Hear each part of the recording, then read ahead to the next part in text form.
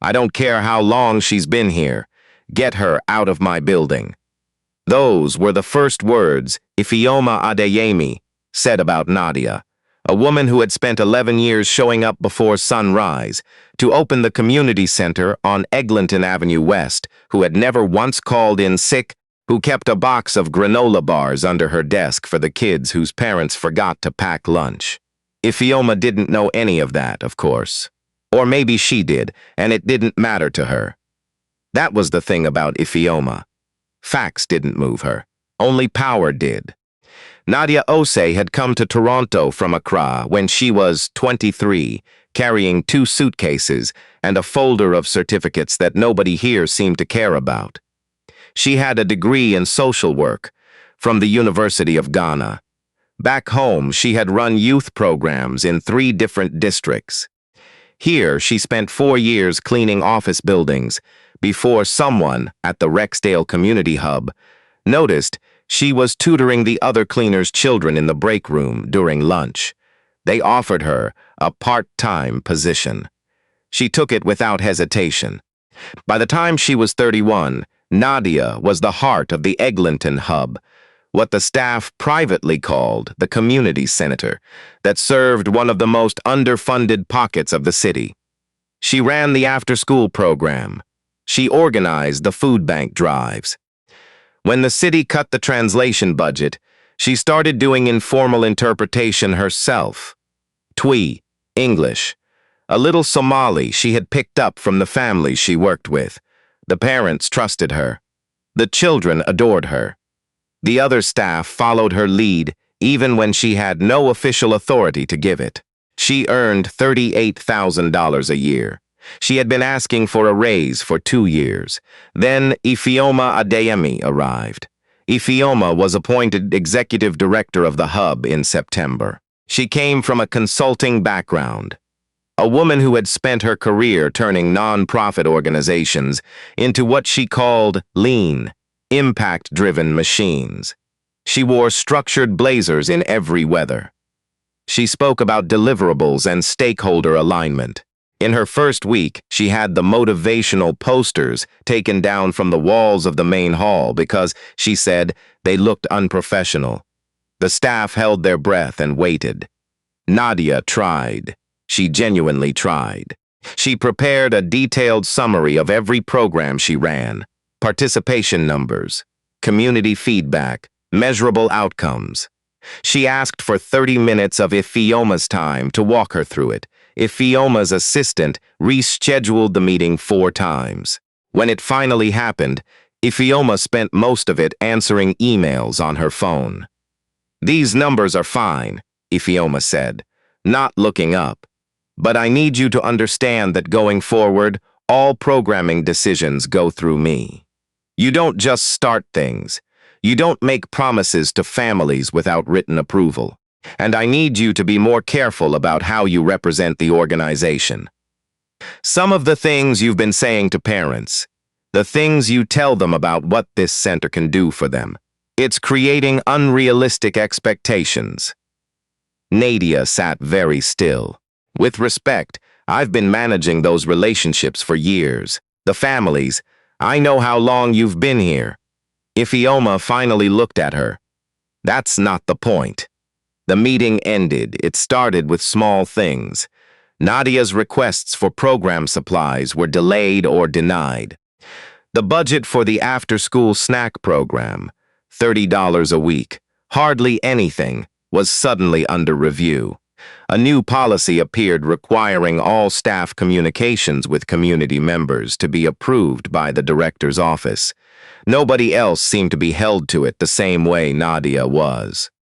Then came the incident with the Mensah family. Grace Mensah was 9 years old and one of the brightest kids in the after-school program. Her mother, Abina, not the Abina from the list, a different woman, a woman with tired eyes and strong hands, had been coming to the hub's food bank every second Thursday for almost a year.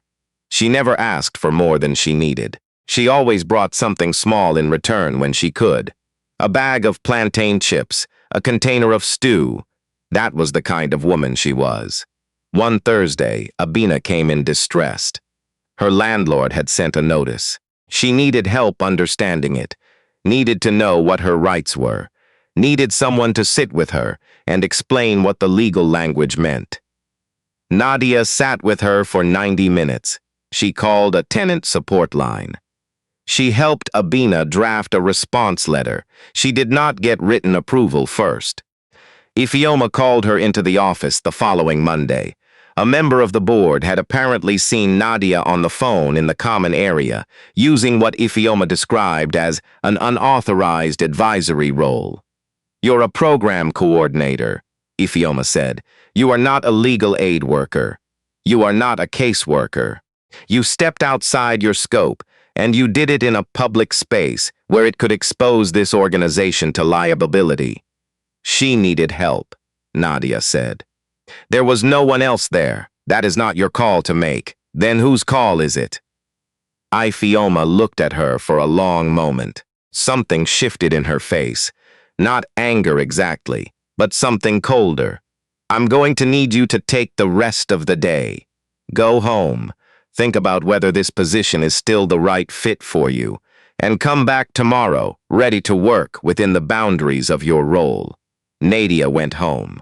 She sat in her apartment on Dufferin Street and stared at the wall for a long time.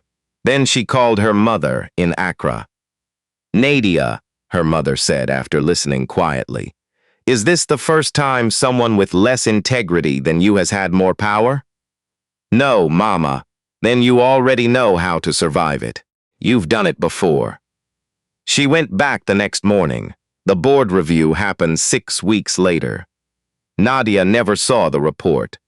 She was told there had been concerns raised about her conduct and her failure to observe organizational boundaries.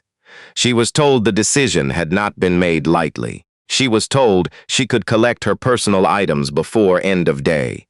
Ifeoma delivered the news herself in the main hallway, where 3 other staff members were within earshot. Whether that was intentional, Nadia never knew. But she felt it. The particular cruelty of being diminished in a space she had built, in front of people who had relied on her. She said nothing. She walked to her desk. She took her photos, her emergency granola bars, the little handmade card Grace Mensa had given her that said, "Nadia, you are my favorite," in purple crayon. She put them in her bag.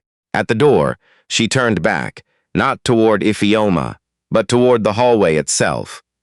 The bulletin boards she had covered with the children's artwork, the coat hooks she had installed herself with a borrowed drill, the folding tables where she had sat with hundreds of families over 11 years.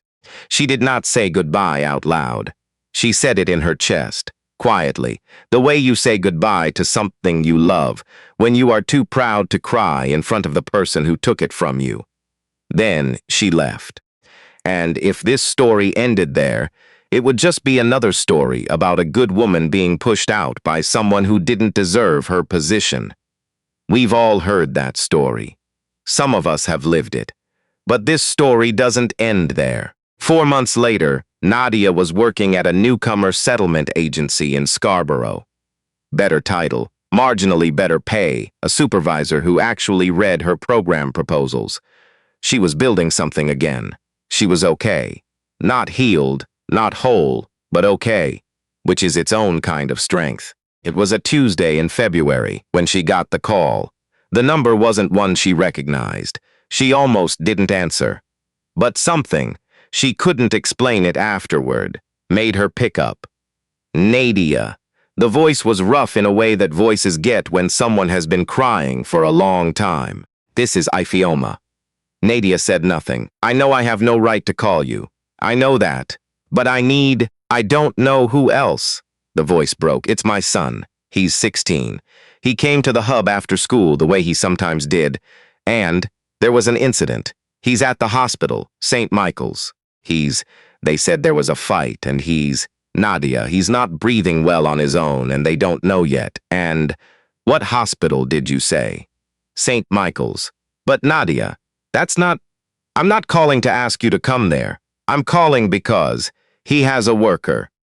He's been seeing a youth counselor through the hub, and his case file, his history, the things that happened to him when he was younger, the context the doctors need to understand what's happening right now. It's all in the hub system, and I'm the director and I can access his file, but I don't know how to. The system, the database, I never learned it. You were the one who. And there it was. 11 years of Nadia's work, sitting in a database that only Nadia fully understood. A 16-year-old boy in a hospital bed, and the one person who could pull the right file, in the right format, in the right clinical language, was the woman Ifeoma had walked out to the curb. Nadia was quiet for what felt like a long time. She thought about the hallway, about the coat hooks, about Grace Mensa's purple crayon card. She thought about what her mother had said, and about what it means to be the kind of person you would want your children to become. She thought about a 16-year-old boy who had done nothing wrong. "I'm going to need remote access," she said finally. "Can you authorize that from your end?" A pause. "Yes, then authorize it. I'll be on my laptop in 10 minutes. She pulled the file. She organized the information into the format the clinical team needed. Not because Ifeoma asked her to, not even because Ifeoma deserved it, but because the boy did. Because the nurses and doctors on that ward deserved to have a complete picture. Because Nadia Osei had spent her entire career making sure that the people who needed help had what they needed to get it. And she was not going to stop being that person because someone had tried to take it from her. She emailed the file to the clinical coordinator at St. Michael's with a cover note explaining the context. She copied the relevant social worker. She made 2 follow-up calls to make sure the information had been received and understood. It took her 2.5 hours. When it was done, she sat back in her chair and looked at the ceiling of her apartment on Dufferin Street. Her phone buzzed, a message from an unknown number. She suspected it was Ifeoma's personal cell. "He's stable. The doctors said the information you sent made a difference. Thank you." Nadia read it twice. She put the phone down. She did not respond that night. She did respond, eventually. Not with forgiveness, not yet. Maybe not ever in the way people use that word when they want a clean ending, but with something. A single line, "I'm glad he's okay. Take care of your people, Ifeoma, all of them." Now, if you've been listening to this story, and I think you have, because you're still here, I want to ask you something honest. If you were Nadia, would you have picked up that call? Think about it. Not what you should do. What you would do. After the hallway. After the coat hooks. After 11 years. Drop a comment below. A, if you would have helped. B, if you wouldn't have. And tell me why. Because I have been thinking about this story for a long time, and I genuinely want to know where you stand. Because here is what I keep coming back to. Nadia didn't help Ifeoma. She helped a boy. And she knew the difference. That's not weakness. That's not even mercy, exactly. That's something harder than both of those things. It's character. The kind you build slowly, in break rooms and food bank lines, and 90-minute phone calls with scared families until it becomes so much a part of you that even the people who tried to take everything else can't reach it. Be kind to the people around you, not because they deserve it, not because the world is watching, but because one day, the only person standing between someone you love and the thing they need most might be the very person you looked through. If this story moved you, share it with someone who needs to hear it today. And if you're new here, welcome to Urban African Folktales. We tell stories like this one every week. Hit subscribe so you never miss one. Nadia still has that purple crayon card. It's in a frame now on her desk in Scarborough. Ms. Nadia, you are my favorite. She is someone's favorite. And that, in the end, is enough.